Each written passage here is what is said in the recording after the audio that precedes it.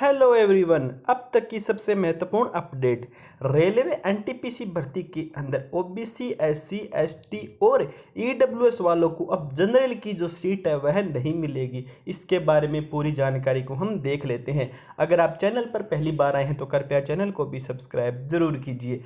क्या अब ओबीसी की और ईडब्ल्यूएस की कट ऑफ यूआर से ज़्यादा जाएगी? तो इस सूचना को हम पूरा का पूरा जान लेते हैं। तो सबसे पहले तो हम जो हमारे इसका सिलेबस है इस पर भी चर्चा कर लेते हैं। इसके अंदर जो आपका सीबीटी फर्स्ट रहने वाला है उसके अंदर आपको 90 मिनट मिलने वाली है, यानी 1.5 घंटा आपके पास में इसके अंदर रहने वाला है। अगर इसके अंदर हम सिलेबस की बात की जाए तो इसके अंदर आपका क्या रहने वाला है, तो इसके अंदर आपकी 40 नंबर का तो जीके हो गया और 30 नंबर की आपकी मैथमेटिक हो गई, 30 नंबर की आपकी रीजनिंग हो जाती है और कुल आपका जो नंबर जो होने वाले हैं, कुल नंबर आपके हो जाएंगे। कितने नंबर हो जाएंगे आपके? कुल नंबर हो जाएंगे 100। कितने हो गए?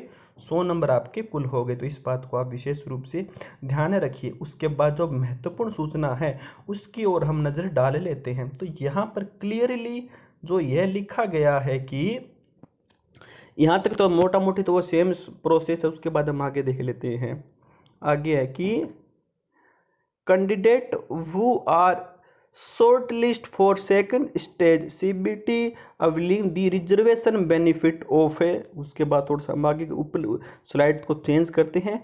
OBC, NCL, SC, ST, EWC, PWD और ex serviceman shall continues be contract only against OBC, NCL, SC, ST, EWS, PWEBD और ex serviceman for all subsequent stage of requirement process. यानी इसका मैं आपको थोड़ा सा अच्छी तरह से आसान भाषा के अंदर आपको मैं समझा देता हूँ कि अब जब आप सीबीटी फर्स्ट का एग्ज़ाम दोगे, कौन सा? सीबीटी फर्स्ट का एग्ज़ाम, तो सीबीटी फर्स्ट के एग्ज़ाम के आपके नंबर नहीं जोड़े जाएंगे। यह एक ओनली ऑन क्वालिफाइंग पेपर होने वाले हैं, यानी इसके नंबर कहीं पर भी नहीं जोड़े जाएंगे। ये तो आप भूल जाइए कि इसके नंबर आपके सेकंड पेपर के साथ जोड़े, ऐसा कुछ नहीं होगा। जो आपका मेन रहने वाला है वह आपका सीबीटी 2 रहने वाला है, सीबीटी 2।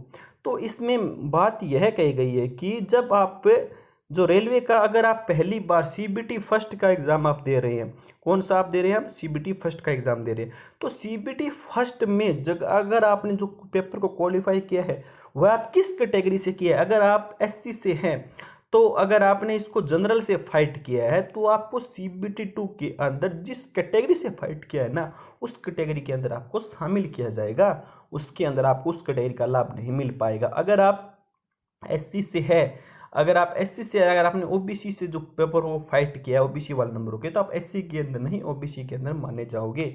इस प्रकार से आपका शेड्यूल रहने वाला है। यानी आपने जिस कैटेगरी के, जिस कास्ट कैटेगरी के जो आपने जो पेपर को क्लियर किया है, जिसमें आपने उसको जीता है, तो उसी के आधार पर आपको जो आगे सीबीटी सेकंड होगा ना वह होगा। उसके अंदर आपका नॉर्मलाइजेशन वगैरह भी सब कुछ होगा। यानी आप जिस कैटेगरी के अंदर एनटीपीसी का फर्स्ट पेपर क्रैक करते हैं आपको उसी कैटेगरी के अंदर शामिल माना जाएगा। अगर आप जनरल से फाइट करते हो तो जनरल से, अगर आप एसटी से फाइट करते हो तो एसटी से, अगर आप ओबीसी से फाइट करते हो तो ओबीसी। इस प्रकार से आपका जो शेड्यूल है वह रहने वाला है। और भी रेलवे की जैसे ही कोई महत्वपूर्ण अपडेट आती है तो मैं आपको समय समय पर सूचित करता रहता हूँ। तो और साथ ही साथ वीडियो को ज़्यादा से ज़्यादा शेयर जरूर कीजिएगा। जय हिंद, जय भारत।